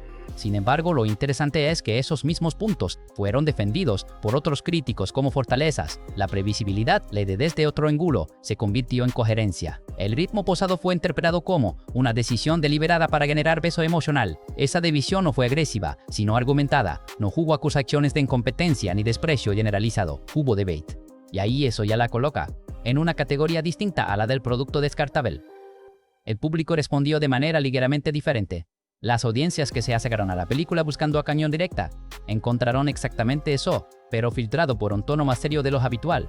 Las reacciones positivas destacaron las sensaciones de película sólida, de relato que no trata al espectador como alguien impaciente. Muchos comentarios coincidieron en que no es un film que grite para llamar la atención, sino que se sostiene con firmeza hasta el final. También apareció un fenómeno interesante, la reevaluación temprana. Esas películas que no generan euforia inmediata, pero que crecen en la conversación posterior. A Working Man empezó a ser recomendada en términos comparativos. Si te gustó tal película, si extrañas este tipo de cine, esa forma de circulación cultural es más lenta, pero también más estable. No depende de hype, sino de la afinidad. En redes sociales, la conversación fue relativamente contenida. No hubo polémicas masivas ni debates tóxicos. Eso puede leerse como falta de impacto, pero también como señal de que la película no buscaba provocar. Por provocar, los comentarios más frecuentes giraron en torno a su honestidad, a su tono adulto y a las sensaciones de que se trata de una historia bien hecha. No es el tipo de filme que domina tendencias, pero sí el que aparece en listas personales de recomendaciones. En cuanto a premios, A Working Man no fue una contendiente relevante, y eso no sorprendió a nadie. No es una película diseñada para el circuito de galardones. Aún así, algunos críticos mencionaron su dirección, su diseño de sonido y la actuación Statham como ejemplos de trabajo sólido dentro del género. Reconocimientos implícitos más que trofeos. Con el paso de las semanas, la percepción en general se estabilizó. No hubo caída abrupta en reputación y reacciones tardías de rechazo. La película encontró su lugar, el de un thriller de acción serio, bien ejecutado, que no intenta reinventar nada, pero tampoco se traiciona a sí mismo. Ese lugar puede parecer modesto, pero es más digno de lo que muchas producciones más ruidosas consiguen a largo plazo. Es probable que A Working Man se recordará menos como el estreno de tal año y más como parte de una conversación más amplia sobre el cine de acción adulto contemporáneo. Como un ejemplo de que todavía se pueden hacer películas de género con identidad, sin cinismo ni exceso de ironía. No todas las historias necesitan ser eventos culturales para tener valor. Y ahí es precisamente allí donde se abre la última reflexión. Más allá de números, críticas y recepción inmediata, ¿cuál es la pregunta esencial? ¿Cuál dice esta película? ¿Cuál temas articula? ¿Cuál ideas de ella flotando? ¿Cuál lugar ocupa dentro de la trayectoria de sus creadores? Y dentro del género al que pertenece. Allí es donde A Working Man revela su núcleo más interesante.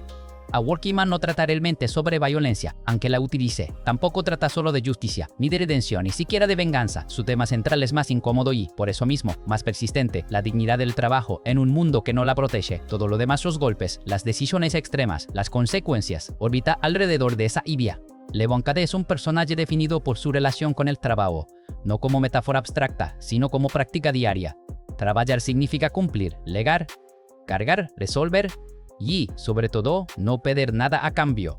La película insiste en mostrar esa ética casi arcaica como algo profundamente humano, pero también peligrosamente explotable.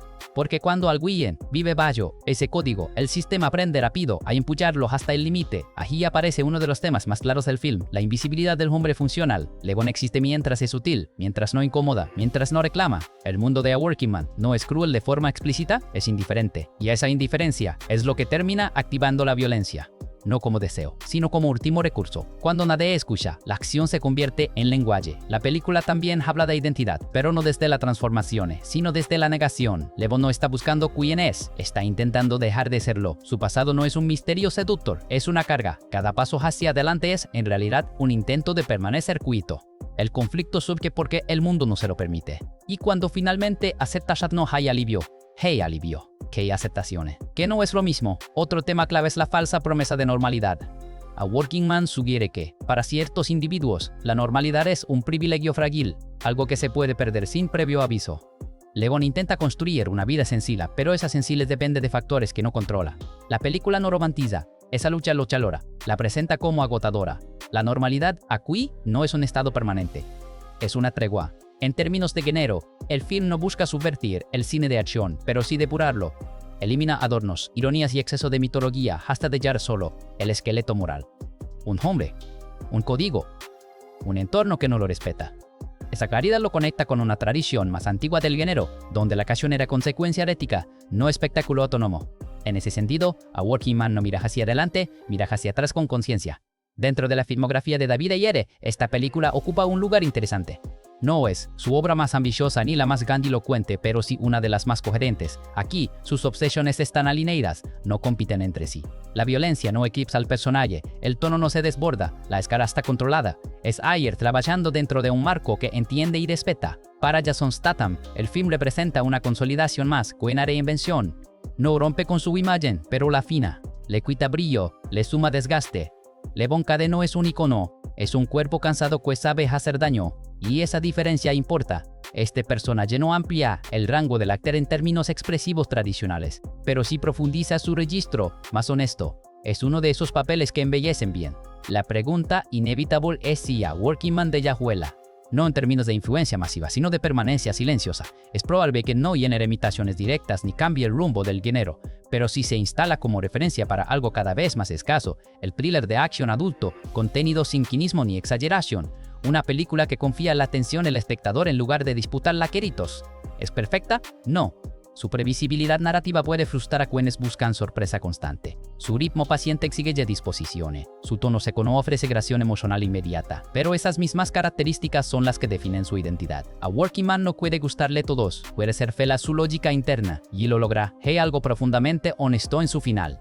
No ofrece catarsis completa ni cierre reconfortante. Ofrece consecuencia. La idea de que ciertas acciones, incluso las necesarias, dejan marcas permanentes. Levon no sale leso, tampoco sale derrotado, sale cambiado de una forma que no se puede revertir. Esa ambigüedad final es coherente con todo lo anterior y evita el error de convertir a la historia en fábula moral simplificada.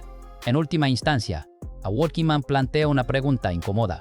¿Qué pasa cuando la única herramienta que te queda para defender lo justo es la que juraste no volver a usar? La película no responde con discursos, responde con ecos, y desde que el espectador cargue con la incomodidad. No es una película que se imponga, se queda, se instala lentamente, como el cansancio después de una jornada larga, como ese silencio que aparece cuando el trabajo termina ya, no queda nada que distraiga del peso real de las decisiones tomadas. En ese silencio, A Working Man encuentra su lugar. El silencio con el que termina. A Working Man no es un recurso estético, es una declaración. Y ese silencio apunta directamente a una idea que atraviesa toda la película, aunque nunca se formule de manera explícita, la masculinidad entendida como función. No identidad, no espectáculo, función, servir, resolver, aguantar. Levon Cade no es un hombre que se pregunte quién es. Esa pregunta pertenece a otro tipo de relatos. Aquí la pregunta es distinta y mucho más incómoda. ¿Para qué sirvo cuando dejó de ser útil? La película construye su protagonista alrededor de esa ansiedad silenciosa. Levon existe mientras trabaja, mientras cumple, mientras no genera problemas. Y cuando el mundo rompe ese pacto tácito, lo que se activa no es el ego, sino el reflejo. Esta forma de masculinidad tiene una genealogía clara en el cine. Piensa en el Clint Eastwood de los 70, en el Charles Bronson de Death Wish, incluso en ciertos personajes tempranos de Stallone antes de que el músculo se volviera mito. Pero A Working Man introduce una variación crucial, el cansancio. Levon no es un hombre en su pico de poder. Es un hombre que ya ha vivido demasiado de eso. La violencia no le promete identidad, le recuerda lo que intentó dejar atrás. La película es implacable al mostrar que esta masculinidad funcional no recibe reconocimiento. Nadie le aplaude a Levon por hacer bien su trabajo. Nadie lo celebra por ser confiable. Ese tipo de hombres no generan titulares ni épica. Solo sostienen estructuras hasta que esas mismas estructuras los descartan. A Working Man observa ese proceso con una frialdad casi clínica. No hay denuncia explícita, pero la crítica es clara. Aquí está uno de los puntos más interesantes del film. No romantiza al hombre proveedor, pero tampoco lo ridiculiza. Lo muestra atrapado, un caudillo que alguna vez ofreció sentido, ahora solo ofrece desgaste. Levon no defiende ese modelo porque lo considera ideal, sino porque es el único lenguaje que conoce para estar en el mundo. Y la película se cuida mucho de no confundir eso con virtud moral. El cuerpo de Jason Statham es clave para esta lectura. No es un cuerpo celebratorio. Es compacto, funcional, eficiente. Un cuerpo diseñado para rendir, no para exhibirse. Cada movimiento transmite la lógica de alguien que ha aprendido a economizar energía porque sabe que no le sobra. Ese cuerpo cuenta una historia social, hombres que valen mientras producen, mientras aguantan, mientras no se rompen en público. Y cuando ese cuerpo se ve obligado a ejercer violencia. La película no lo presenta como una reafirmación de poder masculino, todo lo contrario. Es una admisión de fracaso, el sistema no supo proteger. El trabajo honesto no alcanzó, el silencio no bastó. La violencia aparece como último idioma disponible, no como lenguaje de cedo. Esa inversión es fundamental para entender por qué A Working Man se siente tan distinta a otras películas aparentemente similares. Hay una escena pequeña, casi invisible, donde Levon observa a otros hombres trabajar. No hay diálogo relevante, no pasa nada. Pero allí está la tesis completa del film. Hombres intercambiables, anónimos, necesarios y prescindibles al mismo tiempo. La masculinidad que la película retrata no promete trascendencia, promete supervivencia, y a veces ni siquiera eso. En ese sentido, A Working Man es una película profundamente contemporánea, aunque su forma remita a otro tiempo. Habla de una crisis muy actual que hacer con los hombres educados para servir cuando el mundo ya no sabe qué hacer con ellos. No ofrece soluciones, no propone de invenciones mágicas, solo muestra el costo de seguir funcionando cuando todo alrededor deja de funcionar. Este enfoque explica por qué la película resulta incómoda para ciertos espectadores. No ofrece el placer limpio del power fantasy. No convierte al protagonista en símbolo aspiracional. Levon no es alguien que quiera ser, es alguien que entiendes. Y esa diferencia es enorme. La empatía aquí no nace del reconocimiento. Al final de la masculinidad funcional que retrata, A Working Man no se presenta como modelo, ni como advertencia moralista. Se presenta como hecho, como consecuencia histórica, social y emocional. Un tipo de hombre que existe, que sostiene cosas y que rara vez es visto hasta que algo se rompe. Y cuando eso ocurre, cuando la función ya no basta, la película deja claro que no hay transformación épica esperando al otro lado. Solo decisión, acción y el peso que viene después. Ese peso es el verdadero legado de Levon Kade. Pero si la película disecciona con tanta precisión este modelo masculino, también hace algo más arriesgado. Despoja la violencia de su glamour habitual. No la utiliza para empoderar, sino para erosionar. Y allí es donde el análisis debe ir todavía más profundo. La violencia en A Working Man no seduce, no promete poder ni liberación ni catarsis limpia. Y hay esa decisión profundamente deliberada, es una de las más radicales de toda la película. Porque en Junero, que históricamente ha convertido la violencia en espectáculo, aquí se la trata como desgaste, como algo que deja residuos, como una herramienta que funciona, sí, pero que cobra su precio de inmediato. Desde su primera irrupción, la violencia se presenta sin ceremonia. No hay preparación musical que excite, no hay coreografías diseñadas para impresionar. Todo ocurre rápido, cerca incómodo. El cuerpo de Levon actúa con precisión, pero la cámara nunca convierte esa precisión en belleza.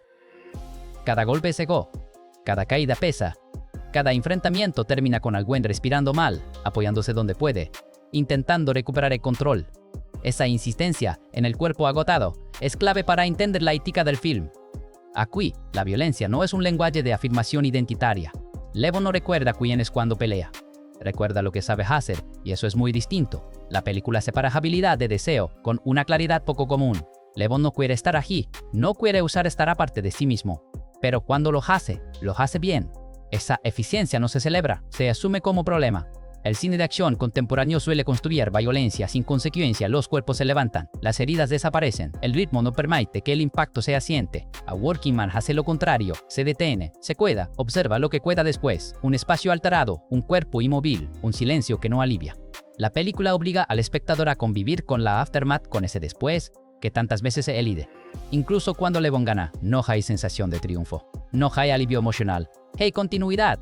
El problema no sé si se desplaza. Cada acto violento resuelve algo inmediato, pero agranda el peso general. Esa lógica narrativa elimina cualquier tentación de leer la violencia como solución definitiva. Funciona así, pero de ya un saldo negativo acumulado. Comparada con otras películas recientes protagonizadas por figuras similares, la diferencia es clara. En muchos thrillers de venganza, la violencia actúa como purga.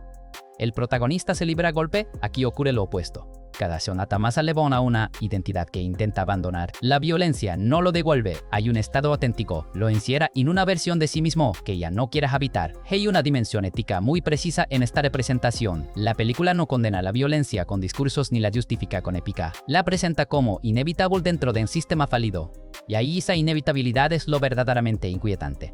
No hay elección limpia. No hay alternativa sin costo. La moralidad del film no es abstracta, es situacional. Levon actúa porque no actuar tendría consecuencias igual de graves, solo que más invisibles. El cuerpo vuelve a ser central. La cámara insiste en mostrar el impacto físico real. Respiraciones agitadas, movimientos torpes después del esfuerzo, pequeñas pausas para recomponerse. No hay invulnerabilidad. No hay ilusión de control absoluto.